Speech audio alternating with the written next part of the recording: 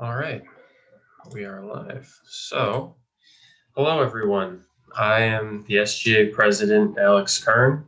I want to thank our guests today for having this returning student town hall. We hope this town hall will help a lot of our fellow students get answers to their questions and set expectations for the upcoming semester. SGA created a form gathering questions concerning classes, COVID testing, tuition fees, SAF, facilities, and housing. These questions were submitted before the beginning of the town hall.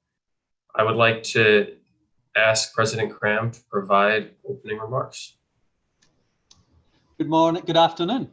Welcome and thank you for joining us to discuss the steps we are taking to prepare for a successful fall semester at Illinois Tech.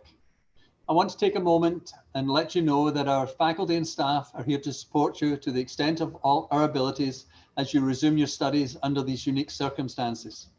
When the governor issued his shelter-in-place order, many of you were forced to make dramatic accommodations during the 2020 spring semester. And we appreciate your cooperation as we adjusted our operations in compliance with the order to try to help limit the spread of COVID-19.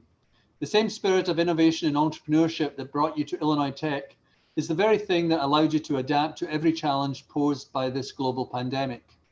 This is an unprecedented time that calls upon all of us to join together as a community to take care of one another. We will get through this together as Scarlet Hawks, and you have an entire campus rooting and planning for your success at Illinois Tech.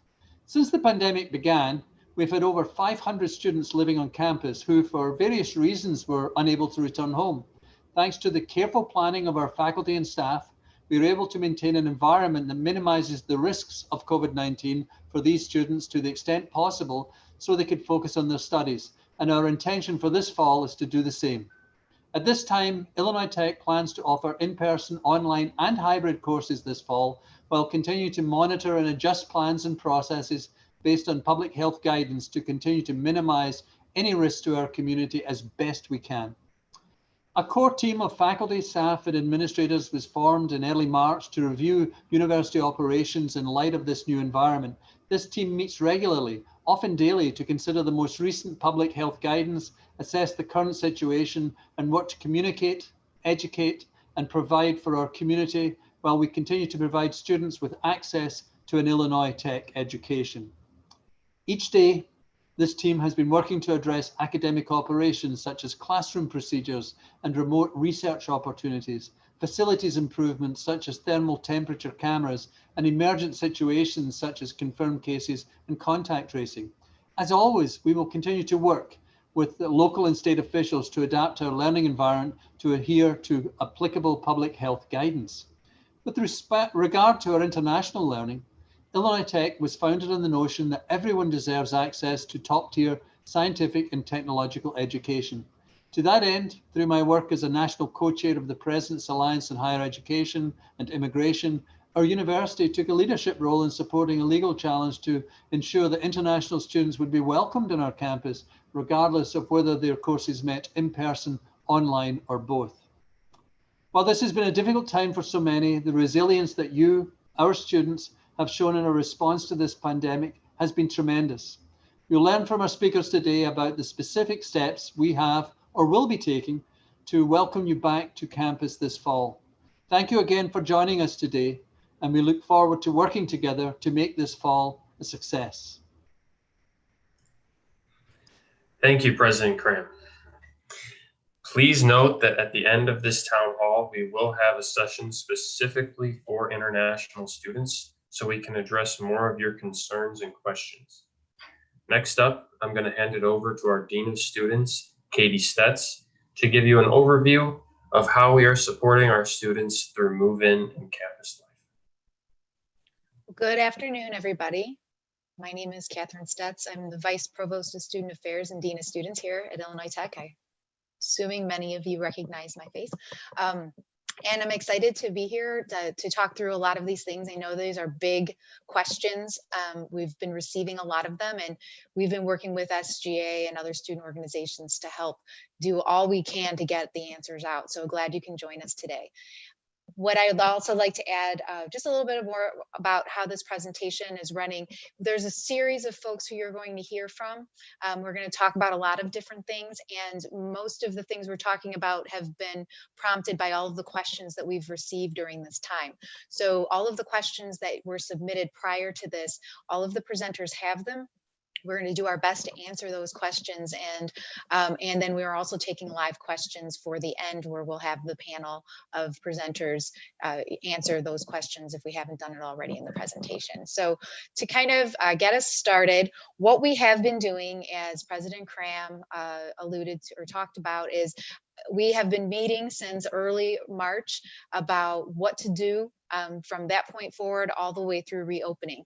As things change, as CDC guidelines get updated, as our higher education board of guidance changes, we continue to meet on at least twice a week to talk about all of the ways that we're going to incorporate those things into a healthy and safe environment for when you return. Now, as we all know, health and safety is everybody's job. It's something that we're going to expect that students contribute to as much as our faculty and staff and administrators. And so we all have to, we're in this together. So we all have to, pay attention to the signs that you're going to see around campus when you get there. The social distancing signage of 6 feet apart, wear face coverings in common areas. Wash your hands often. Please disinfect spaces as you use them when you're in the residence halls in a common area space. If you're using a fitness equipment, we're going to ask that everybody's responsible for taking a part in the health and safety of our environment. You will hear more about our cleaning protocol and things like that as the presentations go, but some of the things that I can get you thinking about are, and some questions have been asked, is just what kind of PPE for students will be provided or required. The university has face coverings for students. We're asking students to bring your own personal face coverings too. Many of us maybe already have a mask that we like better than others, kind of like a favorite outfit that you go to that t-shirt because it's more comfortable. So we definitely encourage you to bring your own face coverings, but we have cloth reusable face coverings that are branded for students.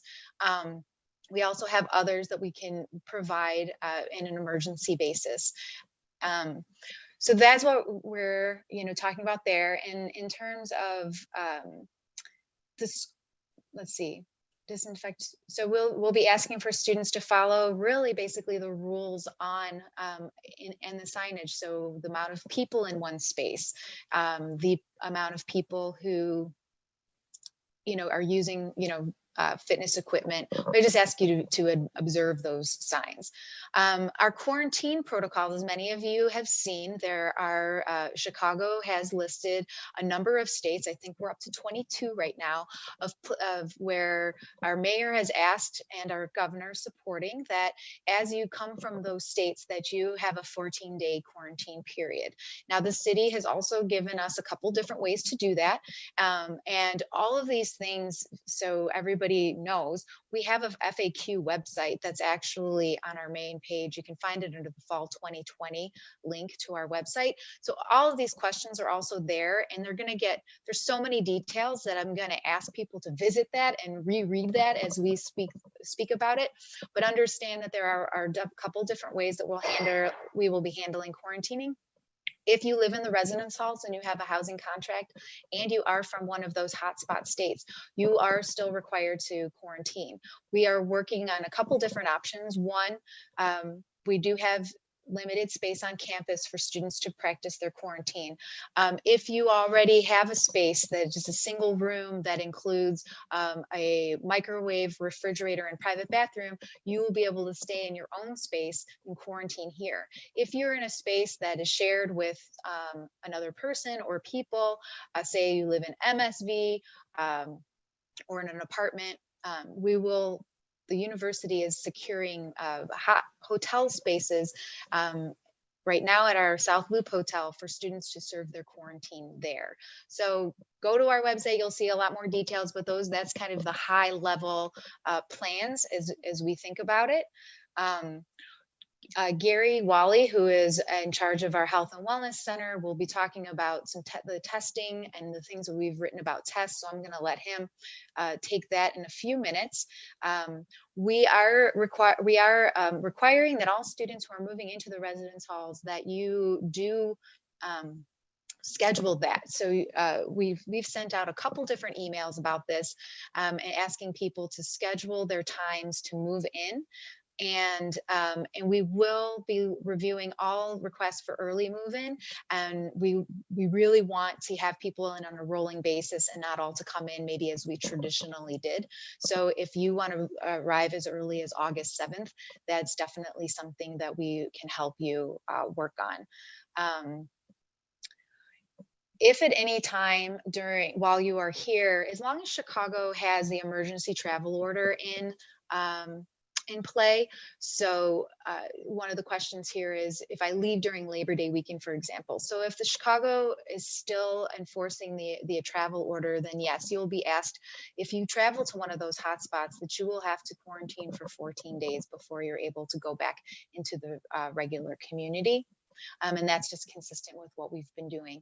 Now, again, more questions will be covered, I think, about the classroom and hybrid and what that actually looks like. So keep in mind that even while you're in quarantine, you will still be able to participate in your classes remotely. We don't want you to miss a moment in the classroom.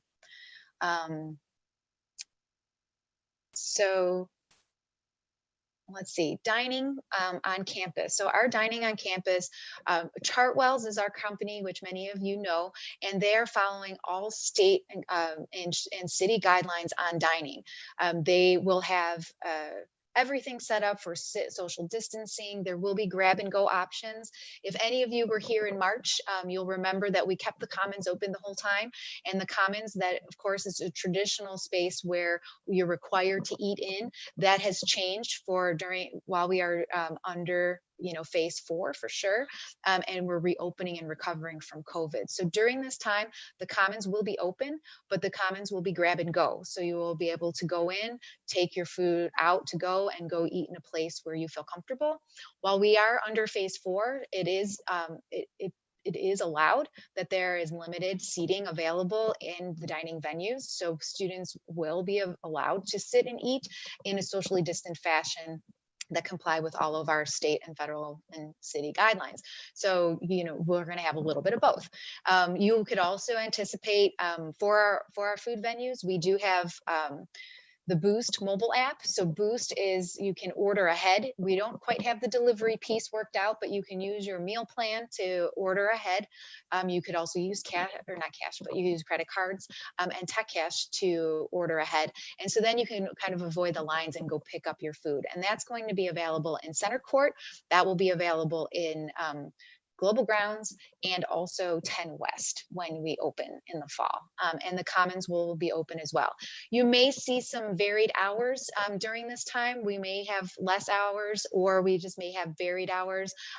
We may only have hours during certain meal periods in some venues, and it all just depends on how our staffing levels are and what phase we're in. But we're prepared to be as close to normal as possible, but you just may see some disruption in terms of hours and whether you can sit and eat.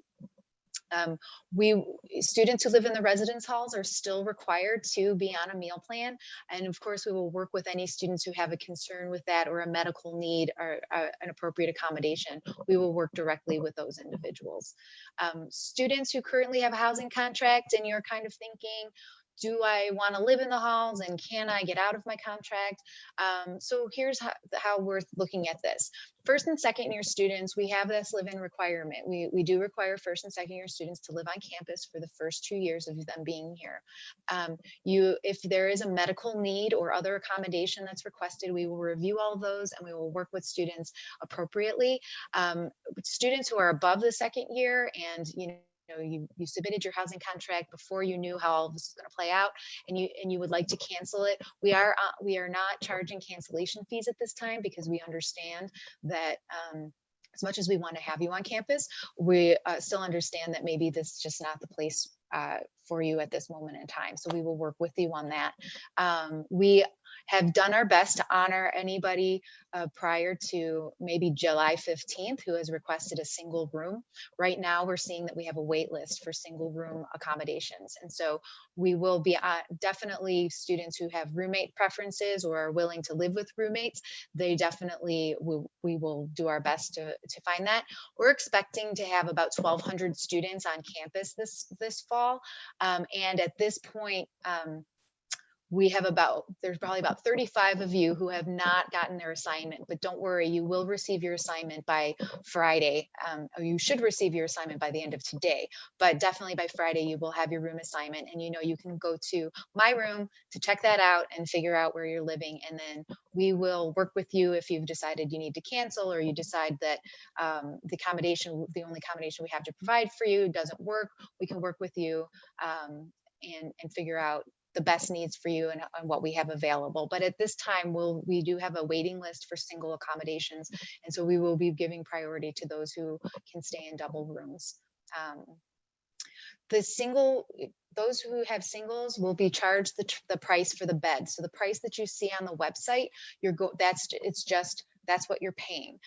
In other years, in general, other regular times, we do, if it's a double room traditionally, so if there are 2 beds in there and we expect that 2 students live in that space, we would, but then only 1 lives in it, we would say you have to pay for both beds, because in a regular year, we may be able to actually accommodate another student in that second bed. This year, since we are not requiring that, we're allowing for you to have a single room if at all possible, we are only charging you for 1 bed, even if there are 2 beds in your room. So why don't students living in a campus housing with an in-unit kitchen have the option to completely opt out of a meal plan? So we will definitely talk to students about their concerns and you having the meal plan, and we will look into every single request. What I will say is that our food service is following all of the same rules and guidelines as Subway, any other restaurant that's open, any other place that under phase 4 is legally allowed to be open. So we are following all those guidelines, and therefore our requirement for students to be on a minimum meal plan will not change at this point. But we will be reviewing definitely if there's a medical concern and documentation to go along with that. We will be very serious about that and make sure that we're doing the right thing for that particular student. If your roommate's not returning to the residence halls in this semester, is there a way to keep the room to yourself and not get another roommate? At this point, I can't guarantee that, but we'll work with you depending on what our accommodations, what we need for our accommodations, and what your actual individual need is. If I don't have a roommate in my first semester, am I going to get one during the second semester? So everything that we're talking about right now really is specific to the fall. As the fall continues and we are able to keep up with what's going on in the world, we will have we may have different expectations, and we may have different rules. At this point in time, I can't say for certain what we're going to do, but everything that we're talking about in this presentation will be activated for the fall, and we will continue to communicate and update our FAQs as that stuff changes, especially as it impacts the spring semester. Right now, if you're living in the residence halls and the guest policy, again, we do have the ability, under phase 4, we can have small gatherings of students in places, but what we're going to do is ask that you watch your occupancy levels, and we will be enforcing those levels. So the signs on in your lounges, for example, will be explicit to how many people can be in that space. In a residence hall room, we would ask that no more than the amount of people that are legally able to be in that space should be in that space. So for example, if you have a room with 2 beds, there shouldn't really be more than 2 people in that room at any time. Again, we will have clear signage when you're moving around, but those are what we're contemplating at this point in time. So I spoke about quarantine. So this is a question from commuters. If we need to self-isolate, will they be able to use designated apartments? Our quarantine apartments at this point in time are designated for our students who have housing contracts. But if we did have the capacity and there was a need, we would be able to review that. Again, I think so. There's just more questions about testing. There's a few more questions here that I think will be answered as we move along. And of course, we'll have our live question answering session at the end. So I'm going to give Gary Wally the floor now. So thanks. Thank you, Dean Stetz. Very much appreciated. So good afternoon, everybody. Again, my name is Gary Wally. I am the Associate Vice Provost of Student Health and Wellness, as well as alumni of our university. I will reiterate some of the COVID-19 protocols and provide updates on COVID-19 testing. I will also touch on some of the other services available to students to manage routine health needs, including mental health. First, let's start with temperature monitoring. The university is piloting 4 devices in 4 different locations during the summer session. We anticipate increasing the number of locations in the fall to accommodate our students. These devices will be available for self-use so that anyone can check their temperature at any time. Unless the city and state mandates differently, no personal information will be captured by the thermal cameras. Temperature checks are not required before entering a building or classroom, but I do suggest monitoring your temperature as frequently as possible. If a student observes that they have a temperature above 100.4 degrees, they will be encouraged to have a telemedicine consultation with a professional in our Student Health and Wellness Center. The student may then be asked to come in for testing. So that brings me to the topic of COVID-19 testing. I would first like to mention that we are working with a group of students from the Illinois Tech community to help understand and mitigate concerns related to COVID-19 testing. Ultimately, we would like all of our students to be tested before returning to campus. COVID-19 results should be uploaded to medproctor.com. We suggest getting your test done in early August. While there isn't a deadline, we would like to collect as many results prior to the start of the semester as possible. Failure to submit test results will not result in a hold in your account. To the extent possible, COVID-19 testing will be available through the Student Health and Wellness Center to all students who need to be tested.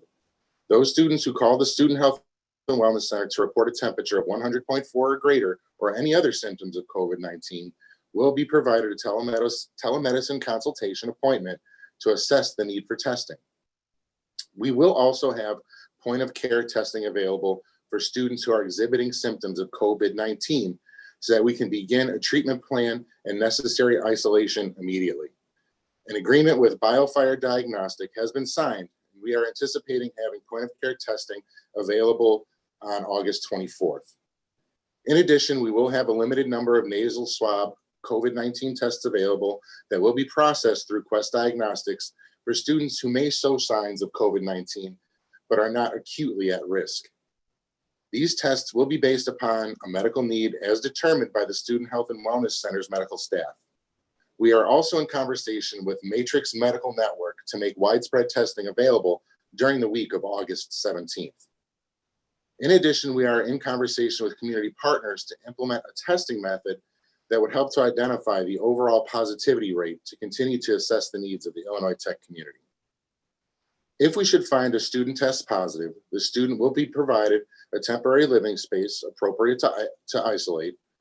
A treatment plan will be developed by our medical staff, and the student will be contacted daily to monitor their well-being and to assess the need for a higher level of care.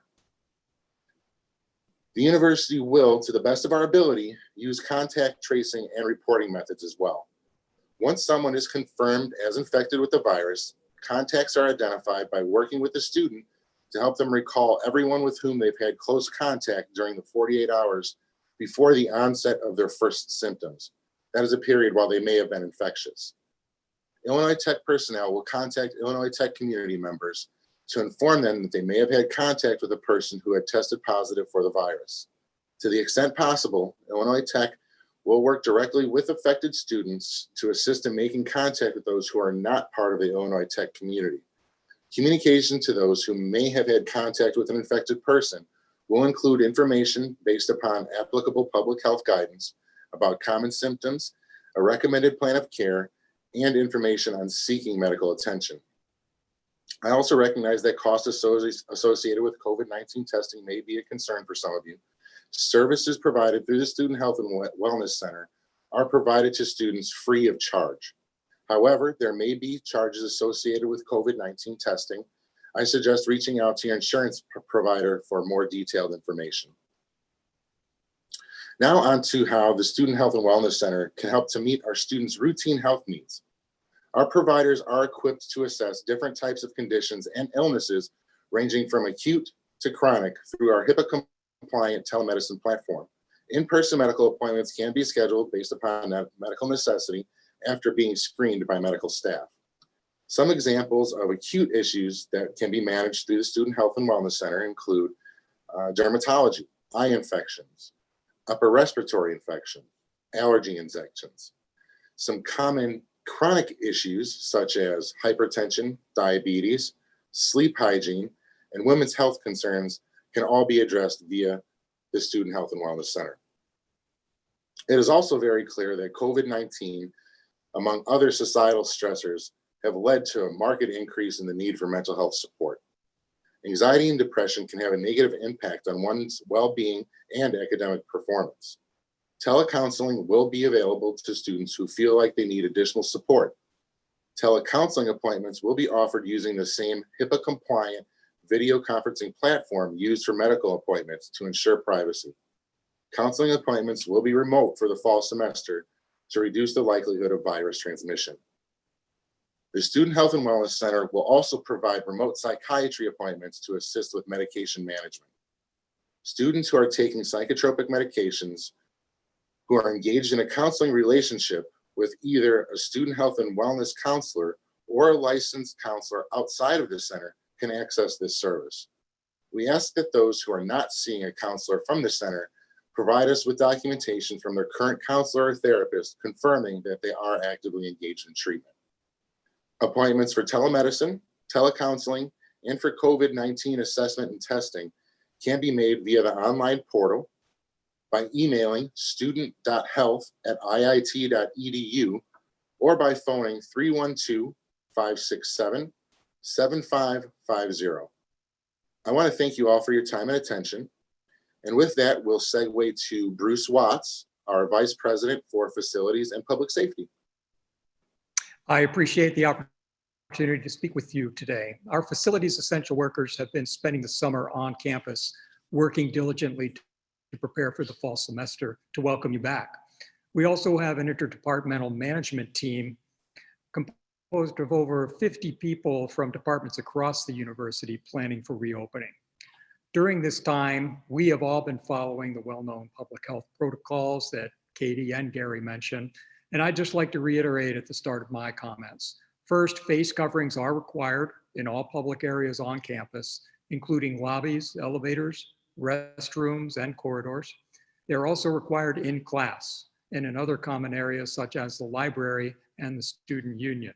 We anticipate that most students are already wearing masks, and we encourage you to bring yours to campus, but we also have a supply for anyone who loses theirs or needs a replacement for another reason. Second, we all must follow good hygiene practices. This starts with good hand washing and other hand sanitization techniques. We will have sanitizer stations throughout campus, but there is no substitute for good hand washing with soap and water. You see, the cell membrane of the COVID-19 virus breaks down more readily with soap and water. So while sanitizer works, it does not work as quickly or as well as soap and water. Our custodial staff, who themselves are well protected with PPE and well trained in using disinfecting supplies and techniques, are paying extra attention to high touch areas, such as doors, restrooms, elevator buttons, and the like. They will also be disinfecting classrooms at the end of each day.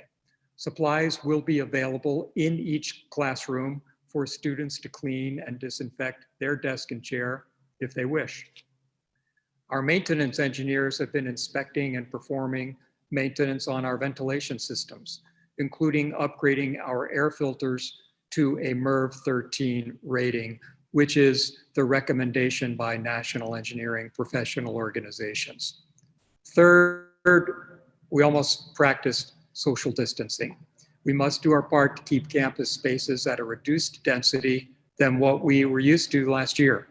Classes and other gatherings are limited to 50 people and can be no more than 25% of the normal occupancy for any particular space, which, if you think of those carefully, might mean that many spaces cannot hold 50 people. So both of those have to apply, 50 people and no more than 25% of normal occupancy. When walking indoors or out, everyone must follow the practice of staying 6 feet from others. We will have signage and graphics throughout campus to remind everyone of these protocols, and we'll provide some traffic guidance. When in doubt, walk on the right. If a hallway is not one way, walk on the right. That is our practice. Finally, our classrooms, dining facilities, and other common spaces will be arranged for social distancing, with furniture removed where possible and seats taped off where not, such as in lecture halls and auditoriums with fixed seats. Classes will be scheduled for rooms with the appropriate number of seats, so students will not have to worry about not having a seat, nor will they have to worry about being too close to another student during class.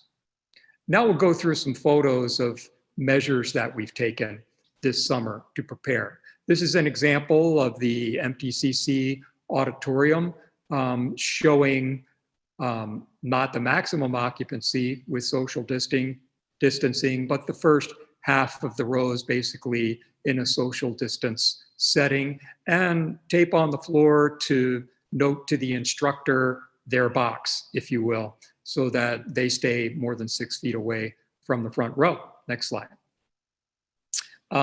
This shows the plexiglass that we're putting up across campus. We're focusing on cashiers, reception areas, and then moving out from there. This is a great Illinois Tech success story.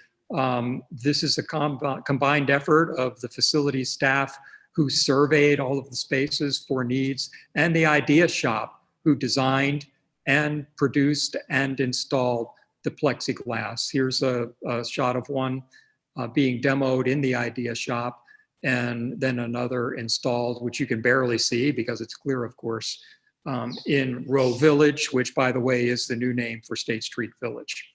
Next slide. And this is my last slide. It shows an example of some of the signage. We have a great team, which actually includes 3 Illinois Tech students who are managing this effort and sorting, distributing, and deploying these signs across campus. And with the footprint as the last photo, that's a good stepping off point for me to hand things over to Professor Joseph Orgel. Thank you very much, Bruce. I was one of the faculty members who was instructing at the time that we had to change our content delivery method and our instruction method virtually overnight. And I was genuinely impressed at the way that the staff and the faculty and the students came together to be able to adapt to that unexpected circumstance. And to partly speak to that, our communications and marketing team has put together a short video to give some insight as to what we've done since then, further to Bruce's discussion of the facilities adjustments, talking about the mode of instruction, support that we have, and I'm a little hard to hear compared to other speakers. Thank you. Well, all I can do is get a little bit closer.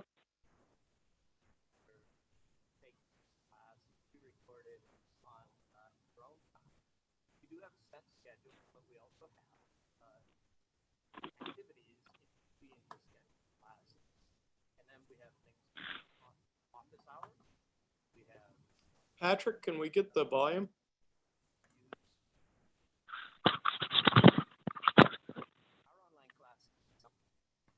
Hi, everyone. Apologies. We're trying to crank the volume up on our end. Good. And can you hear me better on this end?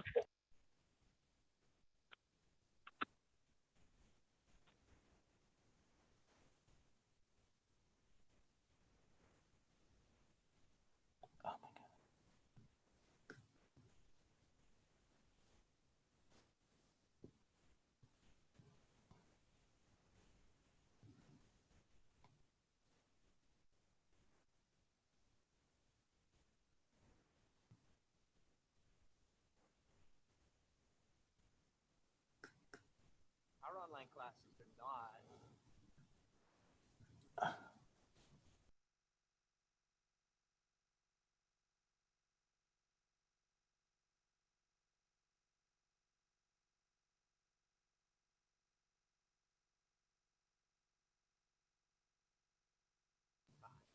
We do have a set schedule, but we also have activities in between the scheduled classes.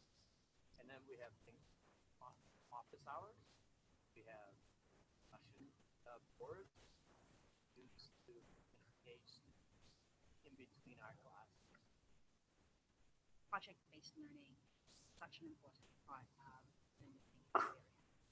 And so we've had to shift the way we think about projects to help students continue to get that experience. One of the things that we're doing is looking at reshaping the types of projects that we do so that students can form mixed teams. So whether that's people who are physically in one location, who are strictly online, so that they can learn together. It was no different like sitting in a class and taking an online lecture. It was almost similar because it was just professor was sitting in front of a computer, but they were really caring for students, answering their doubts. Like there was an option like we could, since the live lectures were going on, we could actually raise a hand or that kind of thing. We could ask questions directly. I had a machine learning class. I had a mobile application development class. So our main project was like data mining the data from large chunks of just random scrambled data, taking out all valid information and creating data sets so that they can be used for further algorithm improvisation. In online classes, professors became more available to us. Like they were 24/7, they were answering to our emails, and they're really going out of the box to help their students so that they can learn better, they can learn the subjects in them, and they are trying every possible way about how they can help us out. So that's the best thing about learning at IIT and maybe online lectures, I would say.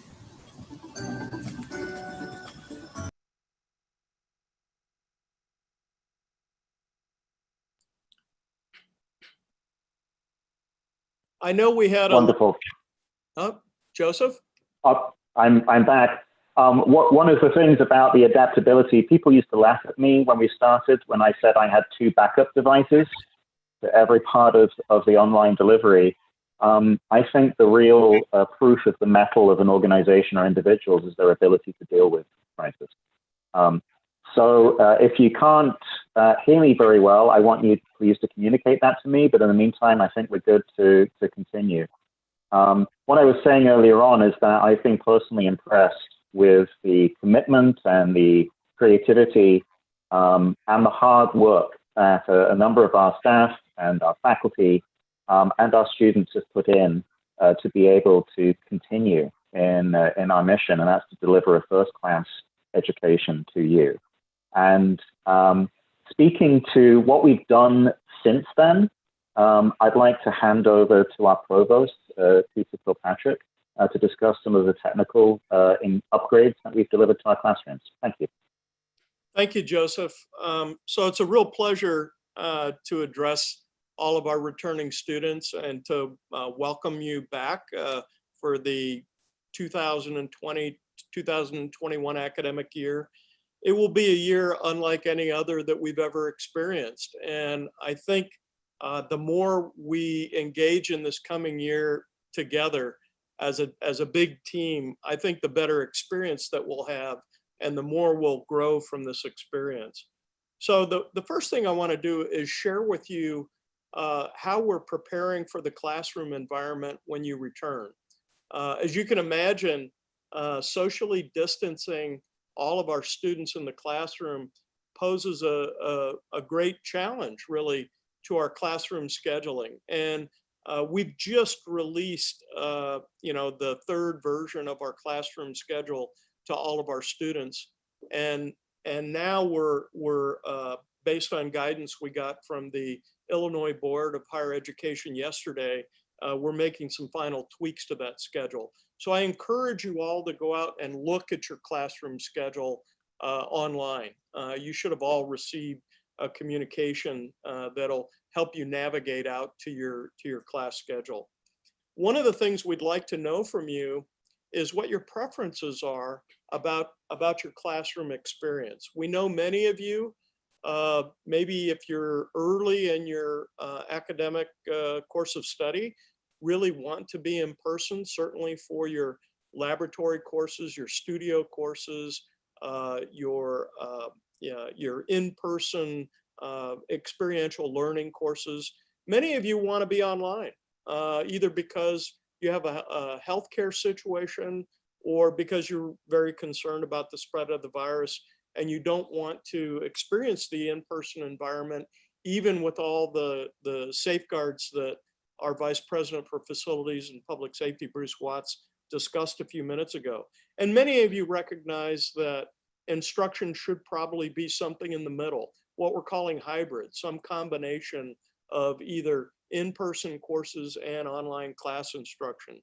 But many of our faculty have asked that we survey you. And so if you all would, I'd like you to respond to the following poll online. If you'll go to the following website address that's up on the screen, pollev.com/studentgover without an N 588, or text student gover 588 to 37607 to join, you get to choose three options. The A option would be you prefer in-person class instruction. The B option would be you prefer some combination of in-person and online. And the C option is you prefer strictly online instruction. And again, we very much want to understand from you, our students, what your preferences are. We're striving very hard with the entire array of class scheduling that we're doing to accommodate all of these eventualities. But this will help us a lot as we talk through with our faculty and staff, as we manage our classroom experience. This will help us a lot understand how best to set up our classroom and our educational experience. So I can see you all are vigorously responding to the survey. This was exactly what we had hoped for. Please, if you haven't already responded, go online, answer the survey, and help us come to the best possible decisions that we can come to for our instruction in the fall. I'm going to allow everyone to continue to answer the survey, but I want to share a little additional information with you about the steps that we've taken to improve our instruction in the fall.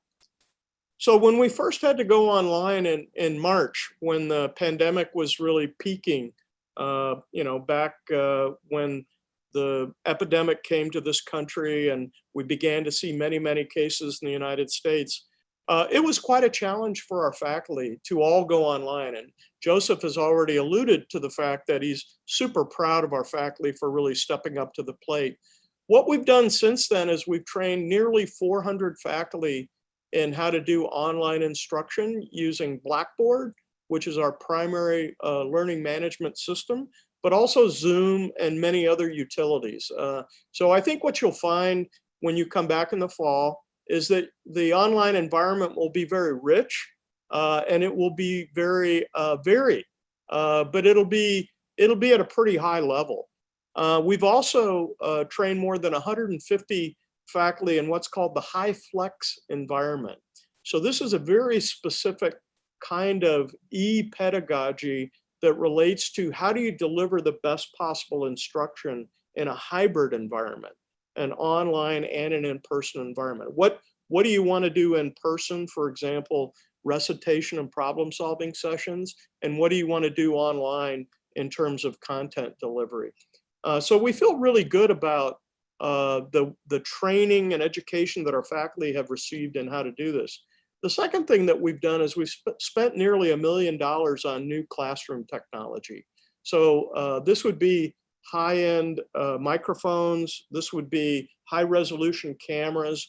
This would be multiple cameras in the classroom so that we can capture both the faculty member and the whiteboard and the document camera and everything else. We've really invested a tremendous amount in classroom technology. And we plan to deploy all of that over the course of the next several weeks. So when you get back in the classroom, if you're back in the classroom, you'll see a very different kind of classroom. And if you're looking at your classes online, you'll see a very different kind of menu for the online instruction that you'll be receiving. So I feel really good about what our faculty have done, stepping up to the plate in this very challenging time. I feel good about all the contributions our students have made to helping us understand how to move forward in this time of challenge. And I guess my sincere hope going forward is that we'll all work through this together. And as we come out the other side of this pandemic, we'll all feel confident that while this was a big challenge to us, we sort of rose to the challenge, and at the same time, we advanced our education and we advanced the experience that we offer you. And with that, I'm going to turn it back over to Joseph, who I think is going to share some of the things that we're doing in the area of student success. Joseph? Thank you very much, Peter. Absolutely. One of the good things to come out of this experience is that we're in student success, we're implementing things exactly as we plan to do anyway. And as it happens, and I'll explain what I mean about that. In terms of moving more of our in-person support to online, that was exactly the plan. And so we accelerated that quite substantially, obviously. But in terms of the people technology behind this, in terms of giving you, the students, the kind of support that you need, we're working through a number of modalities. One is the continuing deployment of our academic coaches.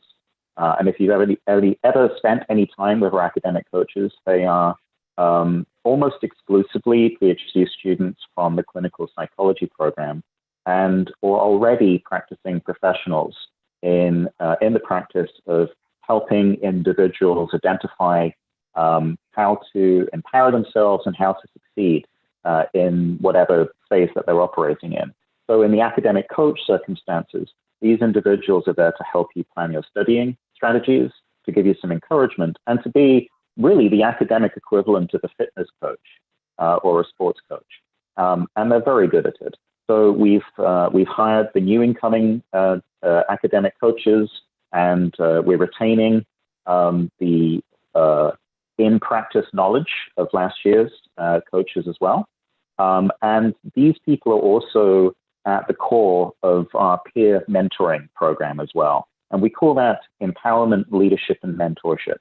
And the point of the empowerment exercise is one of the best ways to help students become successful is to, while working through problems with them, instruct them, to instruct you through a support mechanism that shows you how to continue to solve that yourself and how to pass that on to others that will also inevitably face the same kind of challenges you do.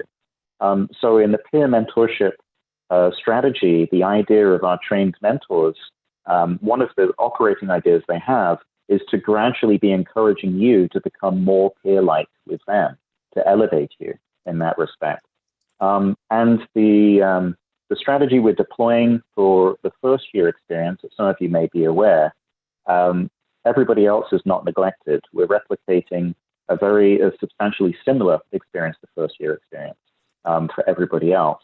And that is in teaching all of our key student-facing student workers the mentorship paradigm and the system that we've developed unique to IIT.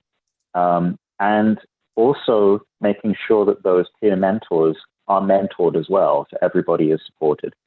A great number of our student-facing student workers are not going to be designated peer mentors. Some of them will be something we call a certified peer mentor. There's lots of descriptions that are floating out there right now.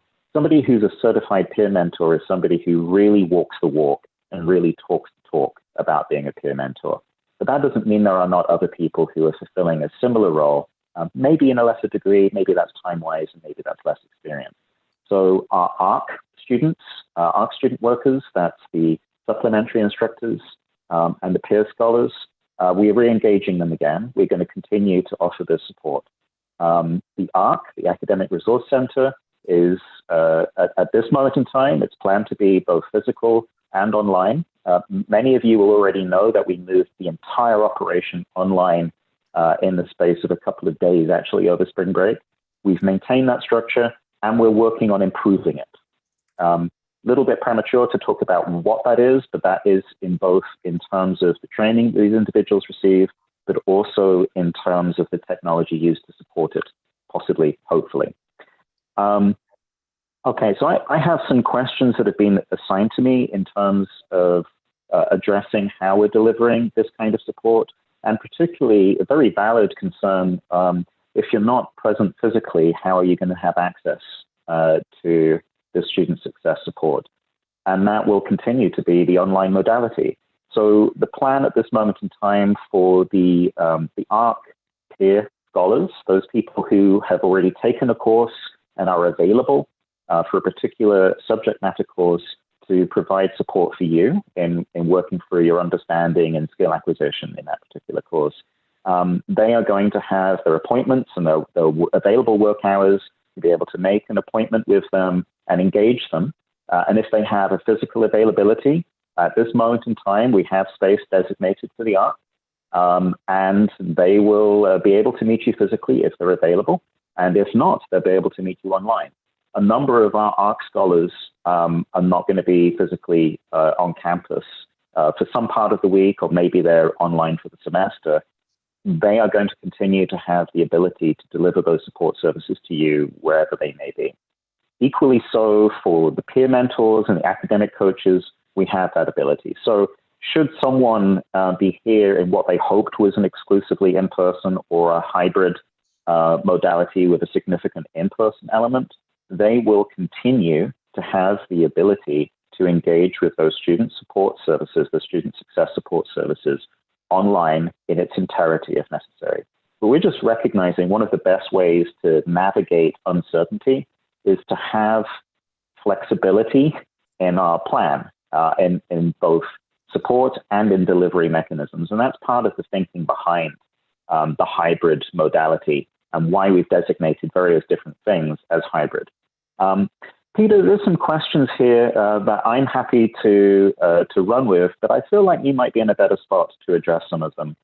Happy to, Joseph. What are the questions? Yeah, I'm going to read them for you. Okay, could you please explain the hybrid synchronous method for distance learners? For this type of course, will distance learners have the option to take their exams online? Yeah, so the hybrid synchronous method is you take your classes online, but you listen to the lectures being delivered in real time live. So in other words, you don't watch a recording of a lecture, you actually listen to the faculty member lecture. And the advantage of a synchronous online hybrid class over an asynchronous, which is you watch the video, the lecture recording rather than watch it live, is you can ask questions live. You can send chat questions to the instructor. A lot of times if you have dual modality, like for example, in Blackboard and Zoom, you can actually ask live vocal questions, not just typed questions. In terms of will you be able to take your exams online, the answer is we do have the capability of that. That is really up to the instructor as to how the instructor wants to administer assessments. But I think we're going to have enough people online that many instructors will go to online modes of examination. So for example, I think we have 2 or 3 different products now for administering online examinations.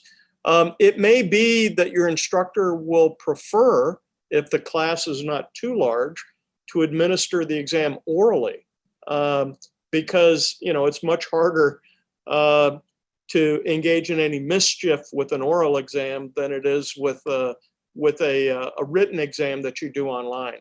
But for sure, that's up to the instructor, and we do have the capabilities of administering online exams. Thank you for that, Peter. Can hybrid courses be taken fully remote? Yes. So, one of the things we are doing, and I would assume by fully remote, you mean not ever even coming to campus. So even though our hybrid classes will have, the reason they're called hybrid is they're partially in person.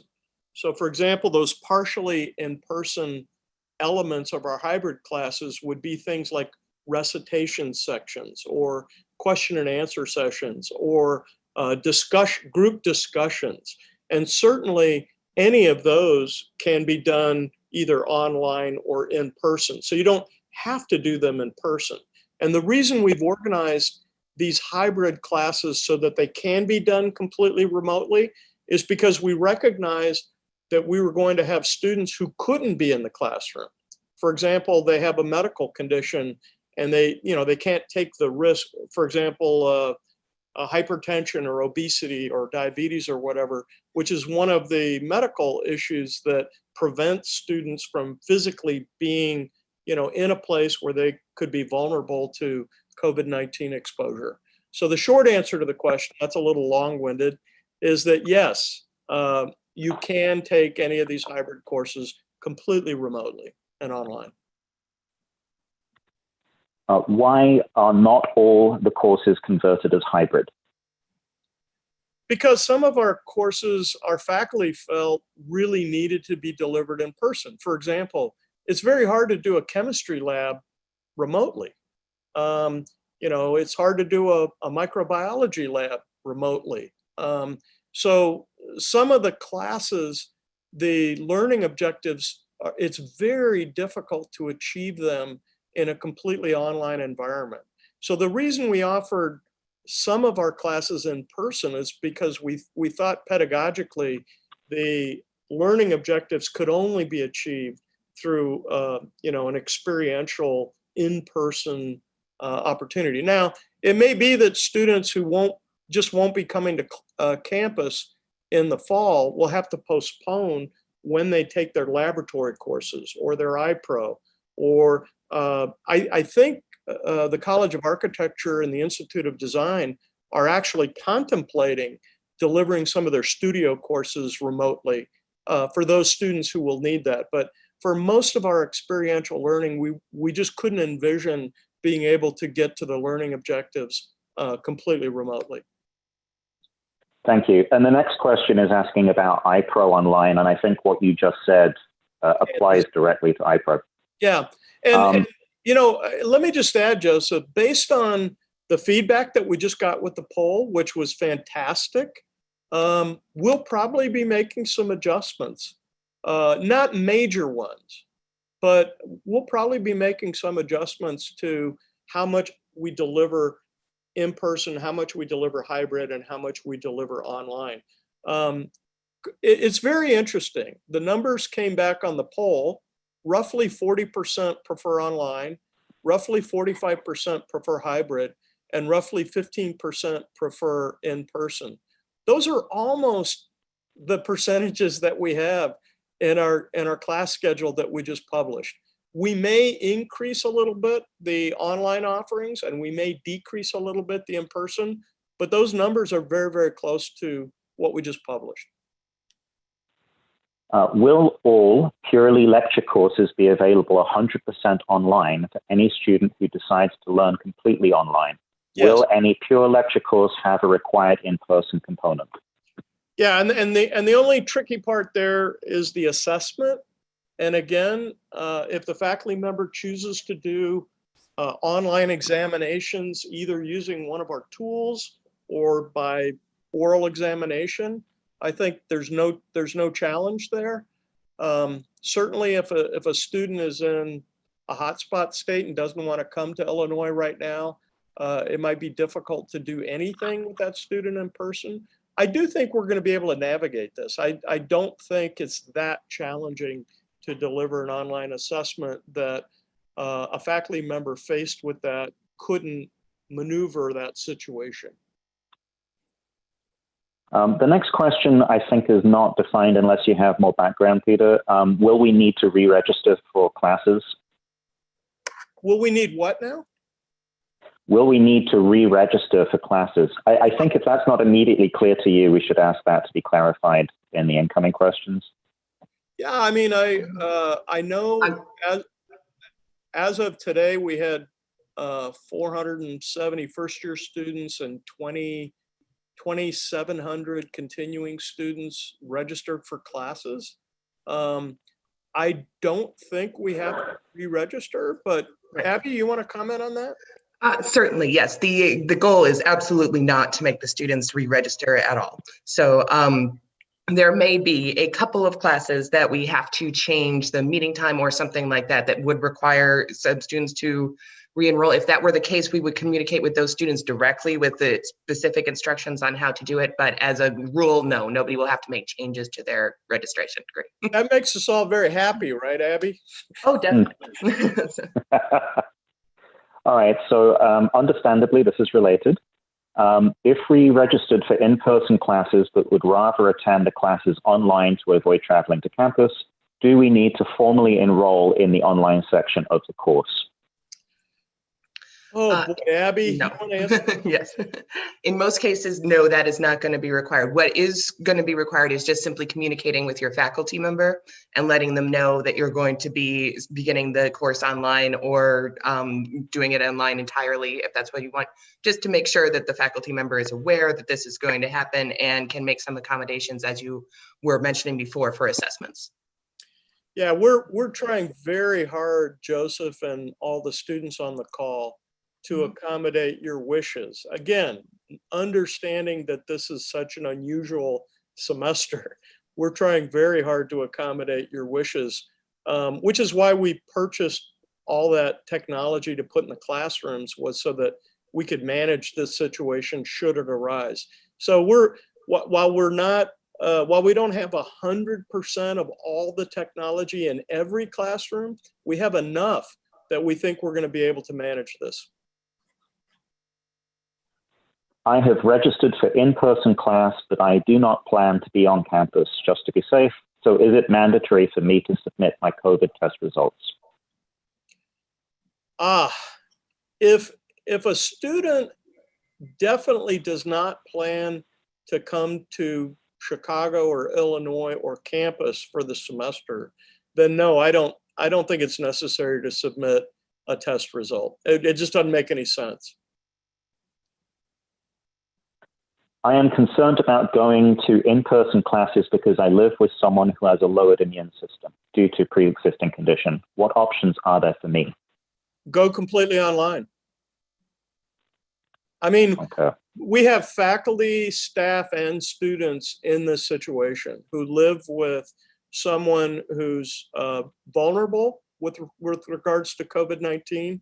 And, my recommendation would be go completely online. I totally respect and honor your vulnerability and the vulnerability of the person that you live with. And I would say go completely online. Will I be able to attend another university / community college and transfer credits back to IIT come fall if I do not feel comfortable returning to campus in Chicago? Well, my recommendation would be that you take Illinois Tech's classes online, because I think they'll be better quality than a community college or wherever else you might go.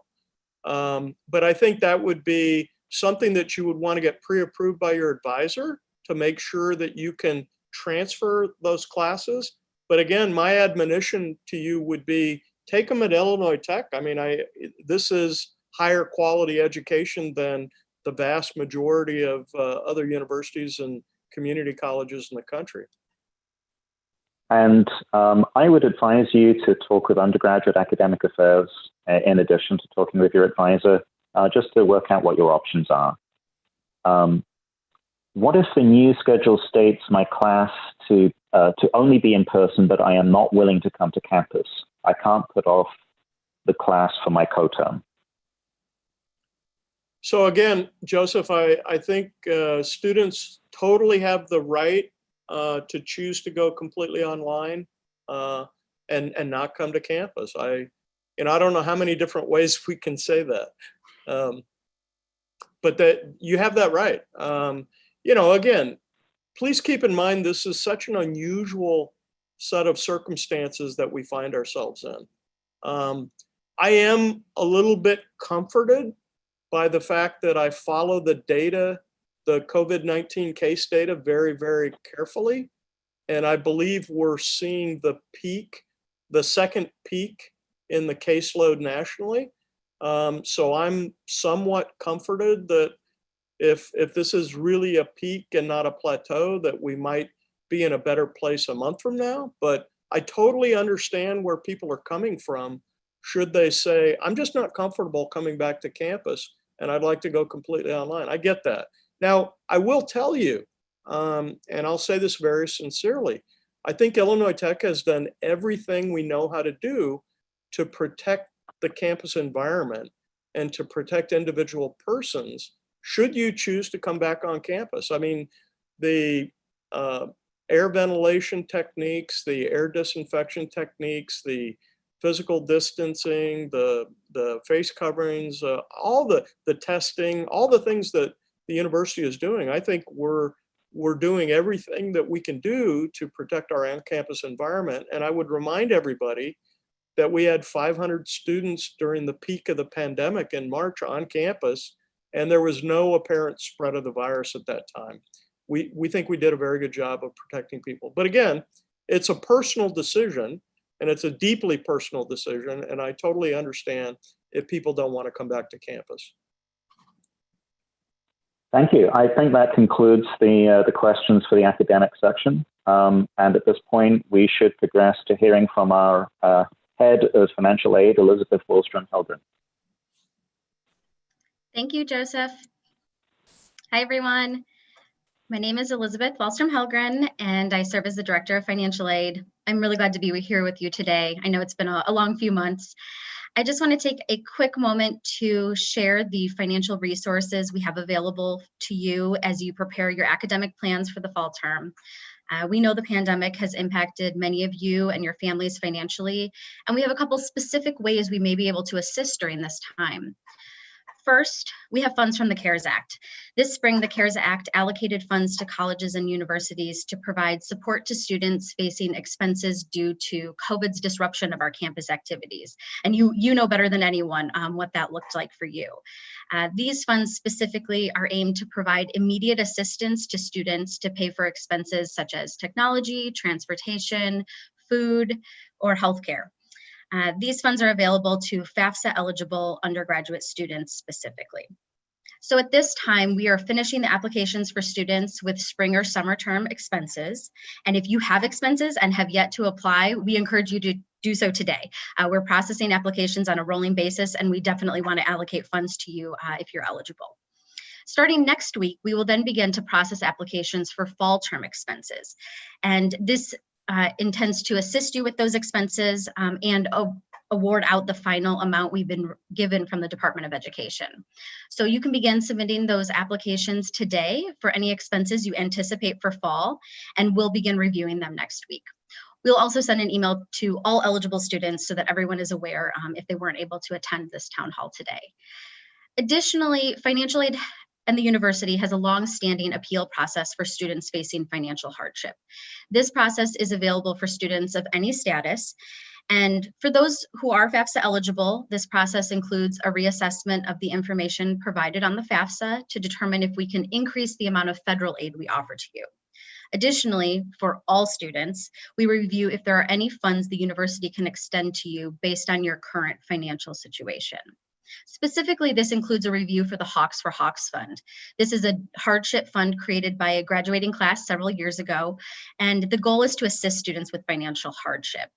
Our Office of Advancement works very hard to raise money for this fund and other donor funds to assist students in need. The staff in financial aid is ready to assist you if you have questions about either of these processes, so please get in touch with us. We know it's been a lot. We are here for you during this time, and we will help you navigate these resources. I do want to note there are a few questions submitted about tuition and fees. And for these questions, I want to direct you to the FAQ on the fall 2020 website, where you can find answers to these items and more. On that note, I'm going to turn it back over to Alex. Thanks, everyone. Thank you, Elizabeth. All right, so I am going to showcase some of our online resources at IIT. So the first thing we have is the COVID-19 website. We also have the Fall 2020 reopening website and the Raven Guardian app. So first thing I want to say is that the Fall 2020 website is now embedded in the COVID-19 website. So that makes it an online resource, one online resource for all your information about both of those things. The Fall 2020 reopening website is, of course, specifically about the reopening, and the COVID-19 website is how the university is generally responding to the pandemic. And this will be the most updated information that you can find. Frequently asked questions, or FAQs, are on the Fall 2020 reopening page, including ones that haven't been answered today.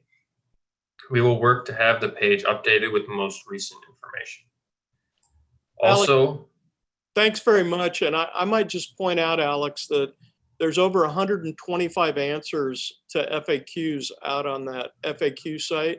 And the reason we're referring people to the FAQ site rather than repeating the answers today live during this session is we want to make sure that everyone gets exactly the same answer.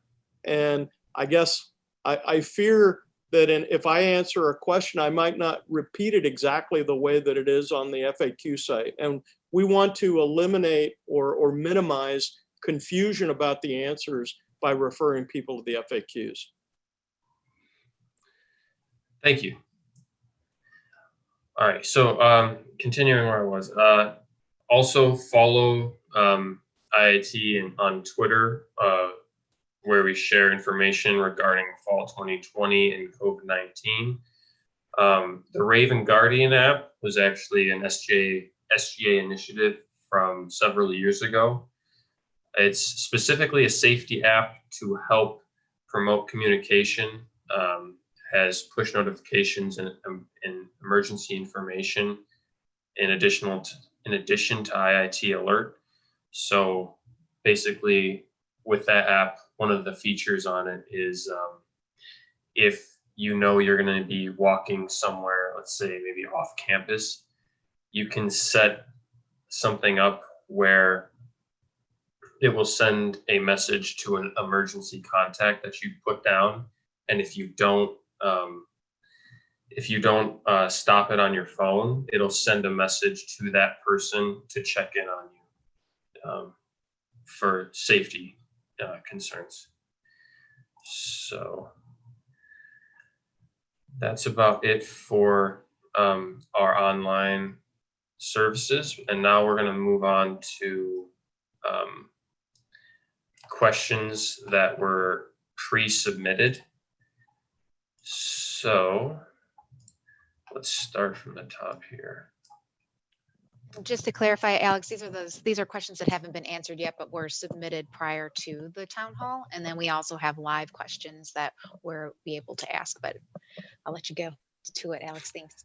Yeah, Alex, I think we've answered almost all the pre-submitted questions.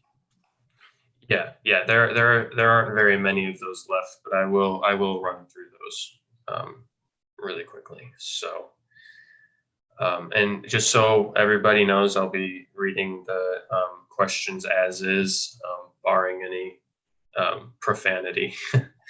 All right, so first question. Is it required for international students who are flying in from their home countries to self-quarantine for 2 weeks?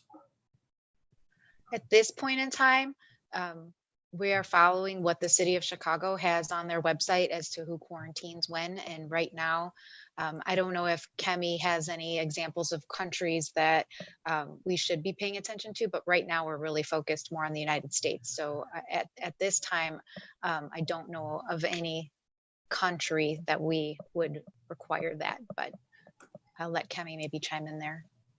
Yeah, Alex, as a precaution, if someone's flying in from, for example, India or, Nigeria or Spain or France, I think it would be smart if they had a test once they got to this country, a viral test. And so sharing a viral test, I think that's particularly that's negative right after they arrive. There isn't much guidance on the Chicago website about foreign countries right now, but I do think it would be prudent of students to go ahead and get tested once they arrive. And if the international students need to get tested, we can help with that. As Gary Wally mentioned, we're going to partner with Matrix Medical to test a large percentage of our campus community the week of August the 17th. And so if students are returning that week and they want to get tested and they weren't able to get tested, I think we could probably accommodate them. All right, awesome. Thank you. Thank you both for that. Moving on, if I quarantine at home, will I be able to move in once I arrive on campus? And what are the accepted methods of documenting adherence for this?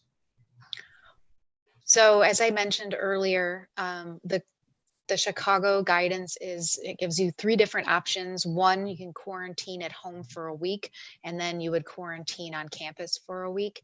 2 is you quarantine on or near campus, how we set you up. You can quarantine in Chicago for 2 weeks, and you can also quarantine off campus at a place for 2 weeks.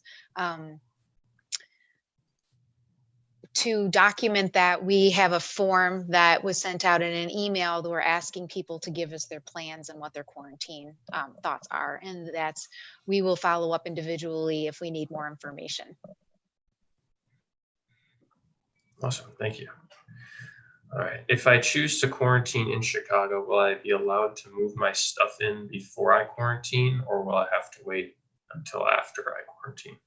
At the current time, we plan on having students. This is why it's important that you schedule a move-in appointment. So those, especially who are coming from hotspots, we're working on getting that schedule to where anyone coming from a hotspot will have everyone who's moving in at that time will be coming from some hotspot. And we will be allowing people to move in their belongings, and then we will be asking you to go to the hotel. If you fall into that category, we will give you more specific information prior to your arrival, and we will have a reminder when you do get to campus on how that transition from the residence halls to the hotel actually happened. But at this point, you would put your belongings in your residence hall room, and then you would go quarantine at the hotel for the appropriate amount of time. Hey, Katie, can I clarify something? Sure. I just read the CDPH interim guidance for institutions of higher education. And in addition to the 2 methods of self-quarantining that you mentioned, I think the first method is you quarantine for 2 weeks prior to coming to campus with a method of documenting adherence. And so if the students had a way of documenting that they quarantine at home, even in a hotspot state, and then they got into a car and drove through the state without coming into contact with anyone and drove to Illinois, I think as long as they could document that self-quarantining, I think that would also be acceptable. You know, I did this myself just a few weeks ago. At least that's how I read the CDPH guidance. Now, maybe we need to get clarification on that. But I know here we are July 29th, and many students wouldn't be coming until August the 17th. So I think there might still be a way to document that. Right, by filling out the form, that will help us understand, that gives us a specific section to tell us what your plans are and what you plan to do. Right. And right. then we will follow up individually if necessary. Right. But that sounds right to me. That's how I interpret it as well. Great, great. Okay, so I think you guys kind of alluded to this earlier, but what will happen if a student who lives in the dorms tests positive for COVID, and what happens to the other students on the floor/building? Sure. So if a student tests positive for COVID, we will go through the same protocol that we have gone through since the beginning of time with any of these infectious diseases. So just, I mean, I think everyone's aware of this, but we have had cases way before COVID even existed that we've worked with CDPH on like tuberculosis and whooping cough and things like that. Not that, and clearly they're not widespread, so many of you don't know about them. But at the same time, we've had quarantine procedures in our process for as long as I've been at Illinois Tech, which was just 19 years. So we do know how to do this. You know, as many of you saw, we did have a positive case on campus over the summer, and what we did there is what we would continue to do. We would work with the student to understand the contact tracing as we're required to do. And then we would alert people who had been in close contact with them. That our university policy says that if you've been in close contact with someone who's tested positive for COVID, that you do quarantine, self-isolate for 14 days. The people who are in quarantine / self-isolation will either be provided a new space to live if they don't have the appropriate quarantine space. And the appropriate quarantine space at this point in time is a private bathroom and some sort of way to store and heat up food. And then our Chartwell's Food Service will provide meals for those students in quarantine, and we will have staff deliver it to those rooms. Each student who is in quarantine or self-isolation will also receive a little quarantine packet. So it will include a mask, it'll include guidelines and what to do. And then our health and wellness team will check in on that student or students multiple times, at least once a day, but I'm pretty sure at least twice a day. You'll get a disposable temperature thermometer, so that way you can report to that healthcare professional all of your symptoms, and you can work with them as you continue in the quarantine. Hey, Katie, can I just piggyback on your answer? So please. Everything Katie said was absolutely correct. And I would just add, it's good for all the students on the call to know what close contact means. So close contact means you've been less than 6 feet away from someone for more than 15 minutes who tested positive for the virus. So if you're sitting in a classroom and you're 20 feet away from somebody, or if you pass somebody walking in the quad and they tested positive, that's not close contact. So we know enough about the virus now that we understand how it gets transmitted and how close you have to be in contact with them before you need to go into self-quarantine. So if a lot of the students on the call are thinking, my gosh, we could have 1,000 students in self-quarantine. No, I really don't think so, because the CDPH and the Illinois Department of Public Health and the CDC have given us much better guidance now on who needs to self-quarantine and who doesn't need to self-quarantine. Thank you, Peter. Awesome. Okay, so I will move on to the next question. When I'm filling out the form for returning to campus, I chose the option to quarantine at home, yet it still requires me to select a date for a hotel reservation. If I'm quarantining at home, I don't need to stay in a hotel upon arrival to campus, correct? Yes, that's correct. I think if you just send housing@iit.edu an email, we'll get it sorted out. I know there was the form had a little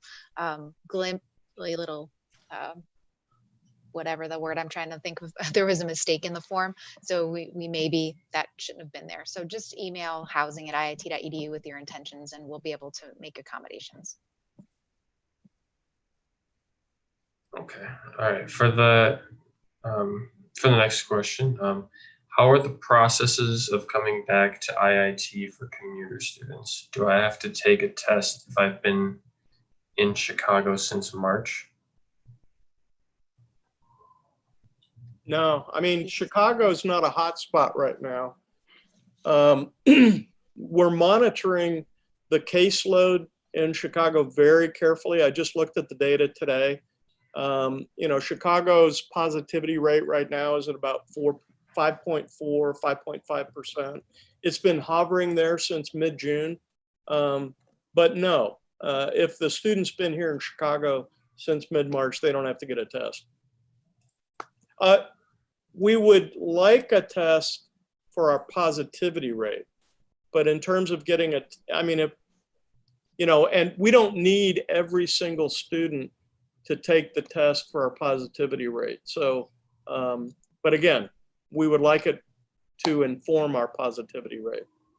And what we're expecting is that the positivity rate for our campus community is probably going to be closer to the average for Cook County, which is more like under 1%.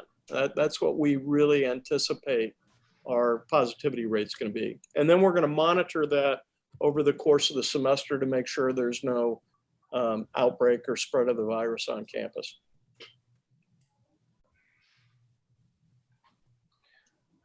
Awesome. Okay, so that okay, then that answers that question.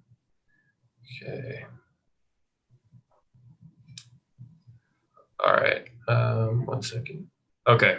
So for this next question, how much will the school regulate club events / meetings on campus? We're going to ask all student organizations to comply with our city and state guidelines for occupancy in the spaces. So we are also limiting visitors to campus, and visitors being, you know, performers and things like that for the fall semester. So that will help us manage the greater than 50 rule. Again, those are at our biggest capacity spaces to have 50 and also be able to socially distance. So we are asking that many things, and we're planning for many things to be remote and virtual. So there's going to be a lot of this stuff going on. And we, since March, have been doing some neat things online. Many of you, I'm sure, have participated in our programs, but we've had live caricature artists, you know, remotely, and we've done, I think a magician even was in here. And so we've been able to bring, I know we had some music streaming. We've been able to bring a lot of things that we would typically want in person for students to do remotely. And we also want those who have chosen to stay remote to be able to have the opportunity to be a part of a lot of these activities. So where there will be things on campus will be limited based on occupancy to spaces and based on visitors coming to campus.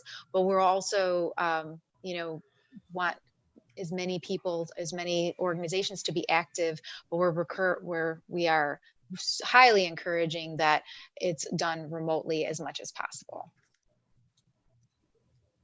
Okay, thank you.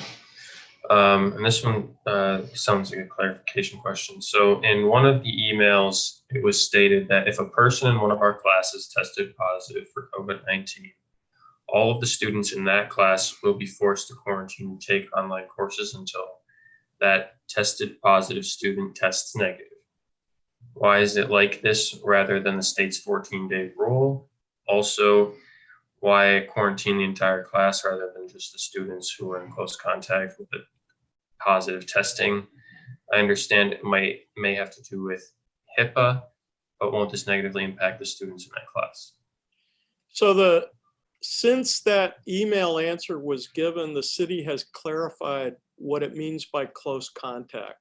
And we've determined that it would be much less disruptive to our instruction if we only self-quarantined the students that came into close contact with the student who tested positive rather than the entire class. I mean, as you can imagine, our classrooms are organized so students are already farther than 6 feet apart. And moreover, I think we're going to have assigned seating and regular attendance in the classes. So we've modified our response on that based on the city of Chicago's additional guidance on what does close contact mean. And again, this is our evolving understanding of the virus and how it propagates. So I don't believe it's necessary to quarantine the whole class if one person in the class tests positive. And in fact, it would be very disruptive to the class. Awesome. Okay, thank you. All right, so that's it for the pre-submitted questions. And if I could just put in another plug for our FAQ site, because I think this is the exact reason why we have that site, because literally days go, sometimes hours go by and something has already changed from what we have sent out. And so when we send something out, we're doing it in the moment with the best information we have at the time. And then we have learned the next day that maybe some of it has changed. Like every week, it seems that a state is going to either pop on or fall off of the hotspot state. So these things will be changing. And so we're just asking that every student stays up to date on the FAQ site, as we continue to move forward, because there will be things like this that do change. Thanks, Alex. Absolutely, and thank you for that comment. But yeah, as I was saying, we're done with the pre-submitted questions. We're moving to the live questions, and I just want to say that more than likely we won't get through all of these live questions, but after this town hall, we will be SGA will be working with some students from IIT, a part of the Student Health Initiative, to go through, sort, and answer your questions. So with that being said, moving on, it was mentioned that the school would provide hotel rooms for students that need to quarantine for 14 days when returning to campus. How do students set this up if they need this option? The emails that have been sent to students who are coming in, who are living on campus, those are the people who would be eligible from our perspective. Right now, we could manage that for you. We need you to indicate that on the form when you return. If there are students who don't live on campus and for some reason need that option, we would have to work with you a little bit individually to figure out what that looks like. Those who have already indicated that they're coming and need a hotel, we will be in direct contact with you about those specifics and how to manage that. Okay, thank you. All right. Why is the student service fee? Let's see. Actually, hold on.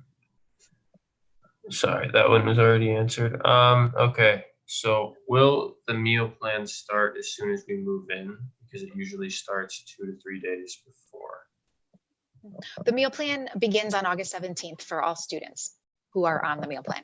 But right now we have, even now, Center Court is open from 11 to 7, Monday through Friday. So there will be things open whether you have the meal plan or not.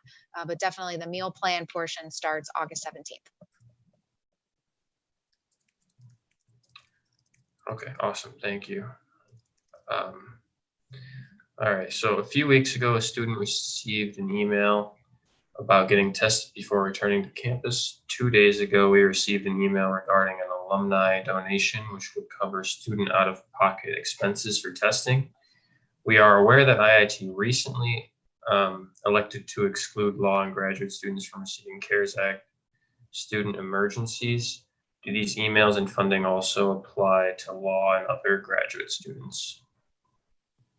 Yeah, so we're encouraging as many students as can to be tested before they come back to campus, just so that we have a broad enough collection of our student population tested to get a good positivity rate, as I said, to monitor what is the incidence or the prevalence of COVID-19 among our community. However, since we've gotten this gift from our board chairman, Mike Galvin, we're willing to test anyone that wants to get tested once they get back to campus. So anybody who feels like they weren't able to get a test and they want to be tested and they want to contribute to this positivity rate, we're happy to test them and we're happy to cover the cost because of this generous gift that we got from Chairman Galvin. So the short answer to the question is yes, graduate and Chicago Kent students can get tested for free on the Mies campus. They'll have to come to the Mies campus to get tested, but we're going to contract for that through Matrix Medical, as I had mentioned earlier. And that specifically will be aimed for the week of August 17th at this time. Yeah, we're shooting for that testing campaign the week of August 17th, because that's when the majority of our students are going to show up on campus for Welcome Week. It's worth letting everyone on the call know that testing at different times is only helpful for measuring positivity. It's not helpful for contact tracing or anything like that, because you can test negative one day and you can test positive the next day, or vice versa. So, what really the only thing this testing campaign is really good for is for us to establish, as I mentioned in my letter to the students, a baseline positivity rate of the virus at the beginning of the school year. That's what it's good for. And that's what we're using it for. Okay, thank you. All right, so how do we register for the online version of a class as opposed to the in-person version? Is Abby on the call? Maybe Abby could take that. Yes, sorry about that.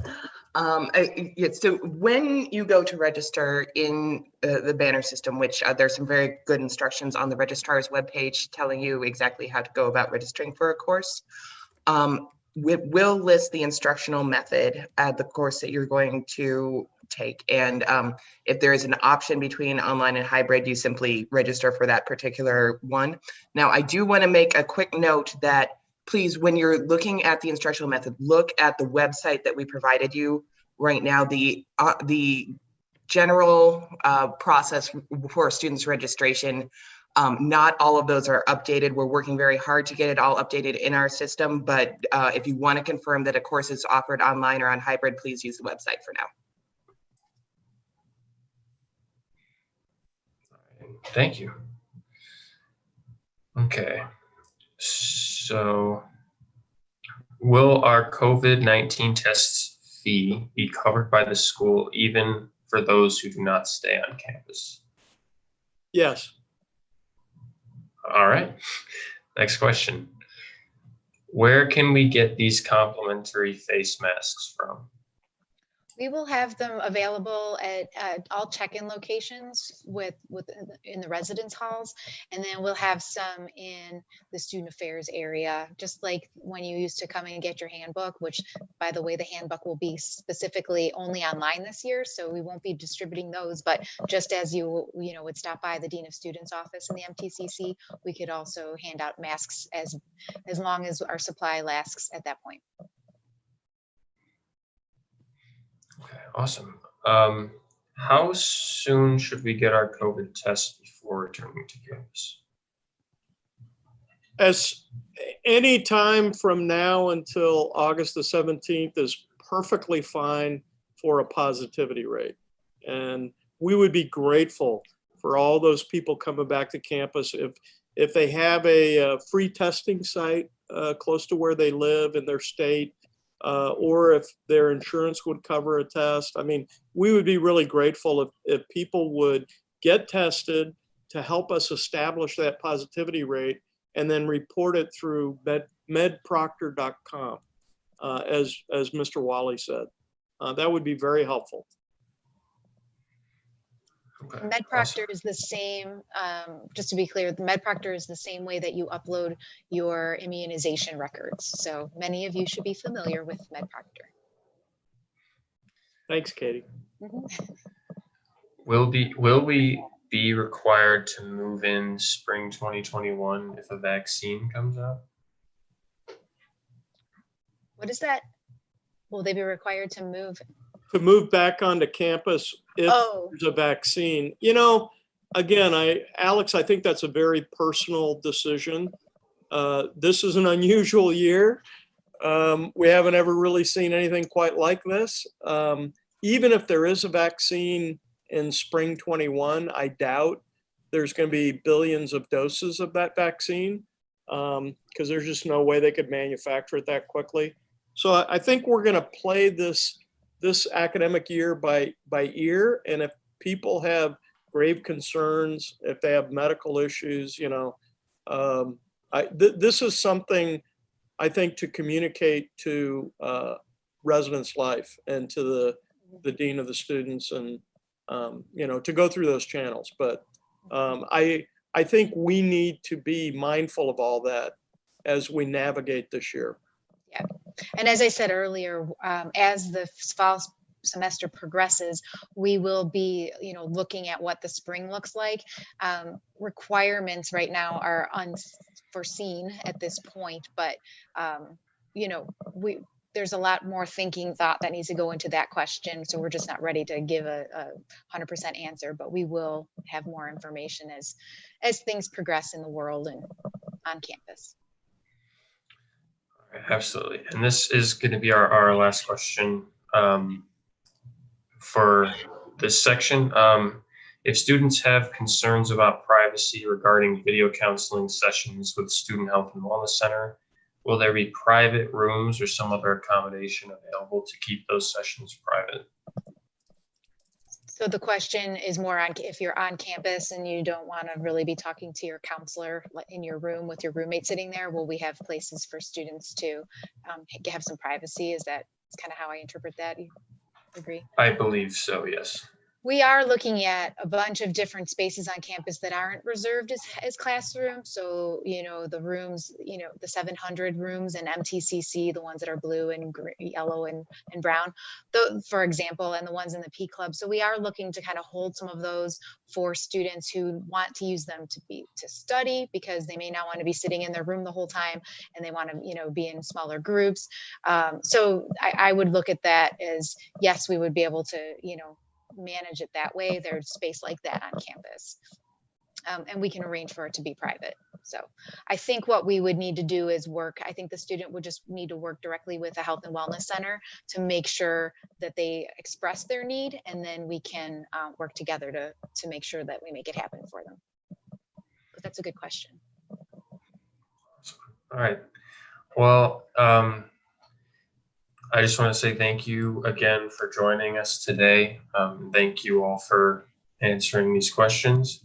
If you're an international student, please stick around for the next session.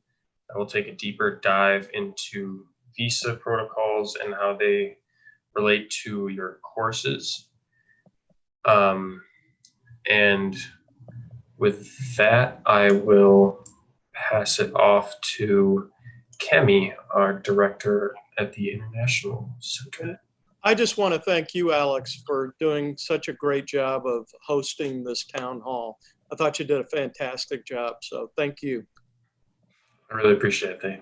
Appreciate that. Thank you. Behind the scenes folks too. So thank you to you and your team. And go ahead, Kemi. Thank you, everyone. Good afternoon, everyone. I will make this fairly quick and straight to the point. Thanks, Alex, again. So my name is Kemi Onojoli. I am the director of our International Center for our international students on campus. And if I can get the next slide, please. I just wanted to go through some updates that happened this summer. And coincidentally, I think for us in the iCenter and for many people who work with international students, we got some very good news last Friday, so just a few days ago. But I'll backtrack for a second. So when COVID started in March, the US government said, you know what, if you're an international student, you can be online. You can take all your classes online, from Ohio, Iowa, Illinois, or your home country, and you can still maintain your status, which is a good thing. Then those of us in the community had been asking for clarification for fall, wanting to know, would some of those provisions be extended to the fall semester? And then finally, there were some back and forths that happened earlier this month, but finally last Friday, the Student and Exchange Visitors Program gave us final guidance for the fall semester. And I put the link on there. It is on our website. It's on the iCenter's webpage if you want to check it out. But it essentially says that if you are a continuing student, so this is not addressed to new students. If you were in the US, let's say in March of this year, as long as you are enrolled in either live classes, so it can be a combination of live classes, hybrid classes, online classes in the US or online classes from your home country. Again, this is predicated on if you were already in F1 status in March of this year. So as of spring semester, you would still be able to keep your F1 status intact without any form of penalty. All right. Next slide, please. Okay. I also want to talk about travel updates because we always have to remember that status and travel are two different things. So your status is your F1 or J1 status, but then the visa is what the Department of State puts in your passport that allows you to come back in the US. Again, when COVID started in March, a lot of the embassies around the world, the US embassies, I should say, closed down. But as of a couple of weeks ago, the Department of State announced that they're resuming routine visa services. And by that, the F1 and the J1 visa, which is the visa status that a lot of our students are in, they're also considered routine services. So as of a couple of weeks ago, a few embassies have started reopening and allowing students to book appointments so that they can get visas to enter the US. We are advising, reminding all our students, if you need a visa, so let's say you went home and your visa stamp has expired and you want to renew it to re-enter the US, you will need to contact the US embassy closest to you to figure out if they have opened. Only they would have that information. You can email them, and certainly if you want to call them for that information, you can do so as well. I don't know if I put this information on the next slide, but I don't think so. So I'm going to talk about it on this slide. About a couple of weeks ago as well, the US opened its borders to the Schengen area. So that's a lot of our a lot of the countries in Europe. It's a list of about 20 something countries. And that's important because as of today, the US borders are kind of still closed, right? Because again, we're trying to contain the spread of this virus. Similar to, I think on Friday, if you're coming in from Wisconsin, you have to quarantine, kind of a thing. That's what the US did in March. So the borders, as I call them, are not yet fully opened. However, we do hope that they'll start opening very soon. But I do know that there's an exemption in place for F1 students if you are from the Schengen area. Again, the list of those countries are on the International Center's website. And the next slide, please. All right. I just wanted to make a note that, and I know this has been said a lot by all the people who presented before me, our campus will be pretty open this upcoming semester. So if you want to come back to the US, if you want to come back to Illinois, if you want to come back to Chicago, start making plans now so that you can be here in a timely manner. I know that, you know, all the people that spoke before me have talked about how safe and sanitized many and all areas would be. So I just wanted to highlight that as well. Please continue to refer to the Fall 2020 reopening website for information. Personally, I do not think that we will have any more updates from the US government. This is it for the fall semester. So again, if you wish to return to the US, you can do so. If you wish to study as an international student from your home country, you can do so.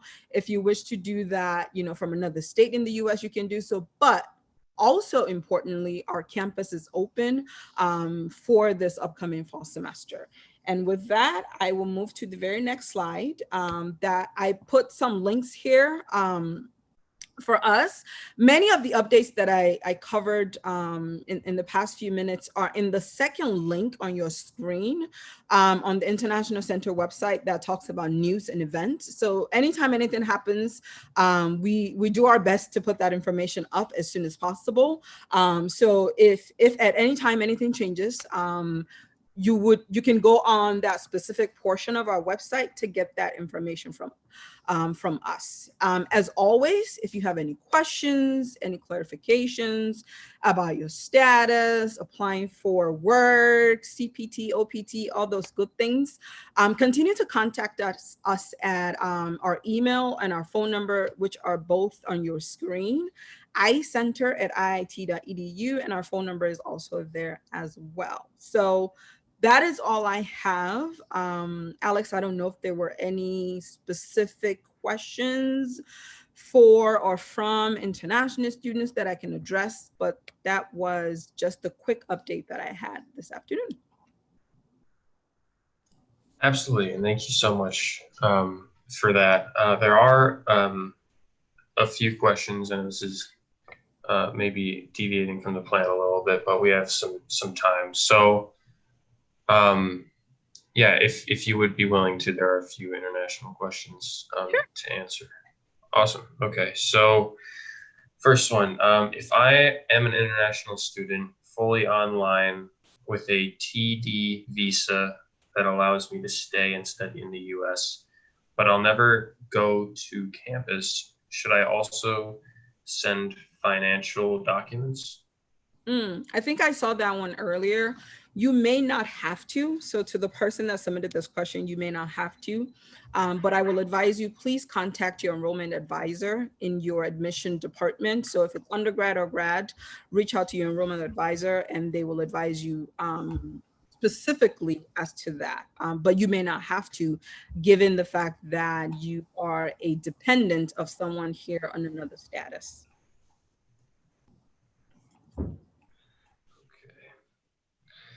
Another one, was the scholarship for international students cut?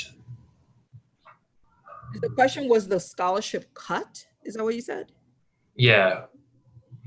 Not to my knowledge. I don't know if someone, Elizabeth, thank you, wants to take that, but over to you, Elizabeth.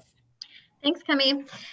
Without knowing the specific context, I'm going to give a general answer, and of course, we can always provide follow-up, but existing scholarships for undergraduate students remain the same from the time of admission throughout the student's undergraduate academic career.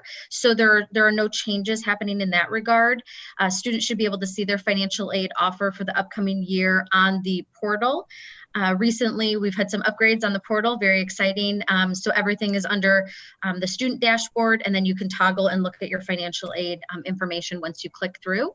So if there are any individually specific questions, feel free to contact financial aid, finaid@iit.edu. We're happy to investigate or clarify as needed. On the graduate level, most funding support comes from the department. And so whatever the terms were offered at the time of admission are going to stand. There's been no intentional change from Illinois Tech. So if there's any confusion, if there's a technical problem or something, we're happy to investigate for you. If you have external funding, funding from your government or funding from, a third-party source, an organization or something, your parent's employer, any funding changes would be subject to whatever that external party would be. And again, if there's any confusion over how to clarify with them or like terms and conditions you've received from that source, we're happy to investigate it with you as well. So please just reach out if anything more specific is needed, but outright, no, there's been no change. Thanks, Elizabeth. Awesome, thank you.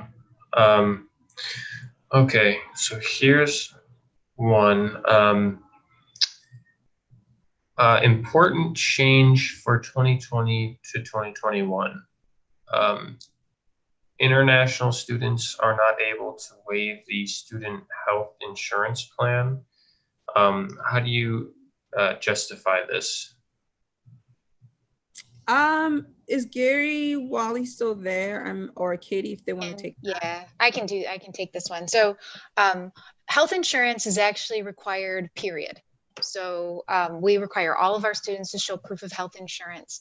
What we have done this year is we have decided that it's important. There are certain aspects of our insurance that are important that actually benefit international students in particular. And so we're requiring that all international students have our Aetna health insurance. And we would be happy to review if you have a question about waiving that. But overall, the majority of plans that are available for international students in the US right now are not comparable to our Aetna plan. They're actually less than our Aetna plan. And when I say less than, I mean in terms of what you're expected to do when you're on an insurance plan. So it may seem like it's more expensive up front. Our premiums, depending on the plan that you're looking at outside of Aetna, may seem like it's greater. But there are a lot of different options when you're looking at an insurance plan that are outside of a premium. So the premium is really the cost to have an insurance plan so that if anything happens, it's covered. Inside of that premium is all of the things you get, right? So, and a lot of those things cost different depending on the actual premium. So for example, you could show me an insurance policy that's $900 for 6 months versus $1,500 for 6 months. And what you're going to see in those plans that are going to change is the amount of money you have to pay when you go to the doctor. So the copay is going to be different. If you're paying a lesser premium, you're probably going to pay a higher copay. You could, in many cases, if you're paying a lower premium, pay a higher deductible and for drugs, for hospital stays, for even routine doctor visits. And so with our Aetna health plan, it's actually it's a very strong plan. We work really hard to make sure that it is affordable, even though it seems like a high premium. It actually covers everything that you would need it to cover to stay safe in case something happened. And so that's why we decided to require it well, and as I said, everybody has to have a health insurance plan.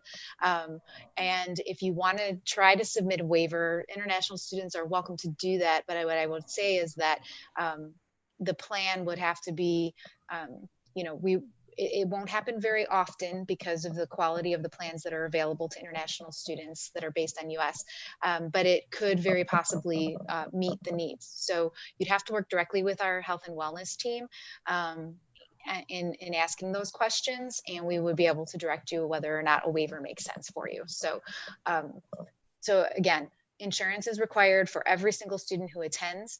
We are requiring international students to just be on our Aetna health plan. Thanks, Katie. Okay. Yes, thank you for answering that. So next question here. What happens to my F1 visa status if I stay outside the US for more than 6 months as I'm doing my course online? As of today, nothing. You keep that status active. You are considered still in status, which is why when I started talking, I said that the guidance that came out on Friday was actually good news. That is what we wanted, because many institutions, of course, we don't know the path that this pandemic would go. And of course, we do not want our students, domestic or international, to be penalized for what they cannot control. So to the person that asked that question, nothing will happen, which is a good thing, because again, your status will be kept intact as long as you follow all the guidelines of your status, including registering full-time and all that kind of stuff. Yeah. Okay, awesome. All right.